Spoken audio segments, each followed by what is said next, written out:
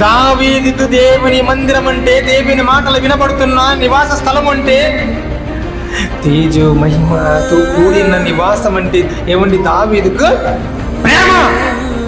ఏమంటాడు చెప్పండి? నేను ప్రేమించదును అంటున్నాడు. అంటే దావీదు ఎవరిని ప్రేమిస్తున్నాడు? ఇప్పుడు దావీదు ఎవరిని ప్రేమిస్తున్నాడు? దేనిని ప్రేమిస్తున్నాడు? అమ్మాయిని కాదు. ఎవరిని ప్రేమిస్తున్నాడు తెలుసా?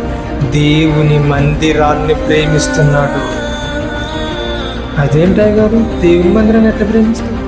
నువ్వు రావడమే, దేవుని మందిరానికి వచ్చి నువ్వు దేవుని మాటలు వినడమే దేవుని మందిరంలో ప్రేమించడం.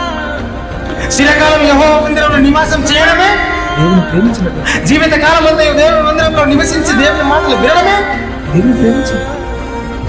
మందిరాన్ని ప్రేమించే వ్యక్తి ఉన్నాడు ఈరోజు? మీరైతే ప్రేమిస్తున్నారని అనుకుంటున్నారు.